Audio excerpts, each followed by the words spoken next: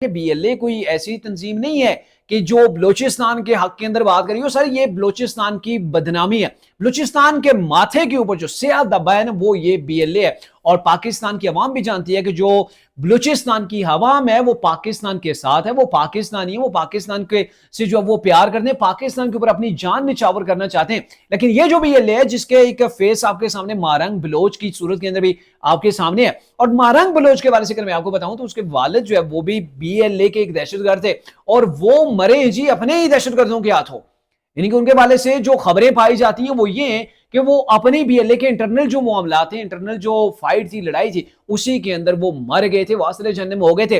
और ये अब आगे से मारंग बलोच साहिबा जो वो आके खड़ी हो गई हैं और ये कहती हैं कि जी मैं बलोचिस्तान की आवाज हूं। सर ये कोई बलोचिस्तान की आवाज नहीं है, ये तमाम का तमाम प्रोपेगेंडा है। ये पैसे समेटे जा रहे हैं जो बाहर के ममालिक से आ रहे हैं, और तमाम जो है वो इसके पीछे लोगों को गुमराह करने की कोशिश की जा रही होती है। आप अंदाजा लगाएं कि भारत से, अफगानिस्तान से, इसराइल से, शायद अमेरिका भी इसके अंदर होगा, और भी कई ममालिक जो वो होंगे, वहां से बाकायदा जो वो फंडिंग आती है ताकि पाकिस्तान को डिस्टेबलाइज किया जाए। पाकिस्तान का एक जो पार्ट है, एक सूबा है बलूचिस्तान, जो सबसे अहम सूबा है, और उसको ही जो है वो 2 लाख करने की कोशिशें की जा रही होती हैं।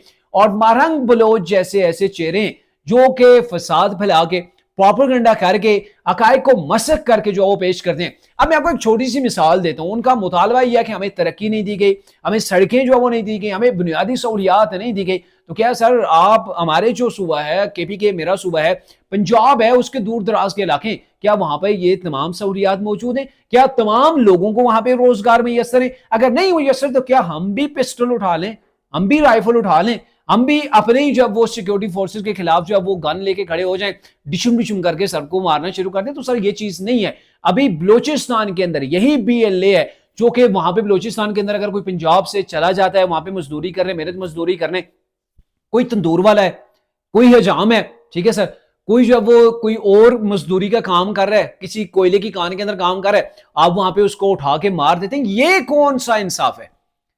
ये कौन सी आप जो है वो ऐसी रविश डाल रहे हैं? ये कौन सी जो है वो आप चीज कौम के सामने रख रहे हैं कि अगर आपको रोजगार नहीं मिला, आपको सड़कें नहीं मिली, तो आपके जो सूबे के अंदर आएगा नहीं, आप उसे बर्दाश्त नहीं करेंगे, गोली मार देंगे? तो ये सरासर दहशतगर्दी है। आप सिक्योरिटी इदारों के खिलाफ जो मुहिम जोई करते हैं, और मुहिम जोई नहीं, उनको टारगेट करके उनको शहीद कर रहे हैं मुसलसल।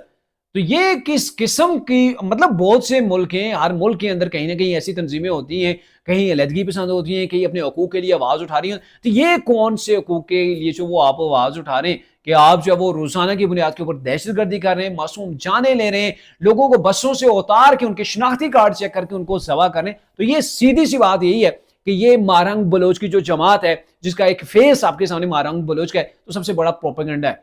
मैं आपको कहता हूं कि ये ऐसा प्रोपेगेंडा है, अगर आप इसका डीपली एनालिसिस करेंगे, आप इनका गठ जोड़ देखेंगे। अभी रिसेंटली आज से कुछ माह कबल मारंग बलोच किन किन ममालिक के अंदर गई थी, कैसे उसे वहां पे पजीराई मिली, और आप अंदाजा लगाएं मारंग बलोच को जानता कौन है। अभी रिसेंटली यानी कि मेरे ख्याल में लास्ट ईयर की बात है कि टाइम्स मैगजीन ने 100 बार जो एशिया की खवातीन है उसके अंदर इसको शामिल कर दिया।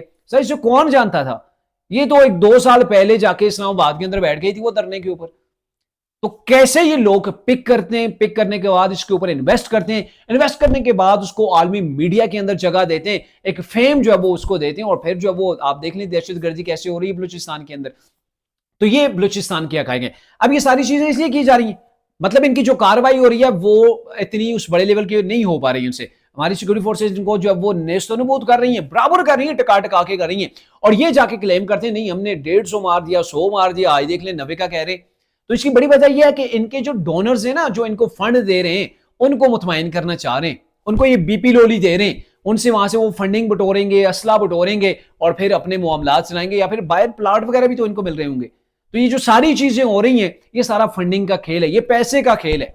पैसे के खेल के पीछे पाकिस्तान की अवाम को, बलूचिस्तान की अवाम को जो वो गुमराह करने की एक बड़ी कोशिश की जा रही है। और मेरे ख्याल में ये तमाम चीजें हर बलूचिस्तान के जवान तक पहुंचनी चाहिए, हर पूरी की पूरी पाकिस्तान की जो अवाम है उन तक पहुंचनी चाहिए कि बीएलए की असलियत क्या है।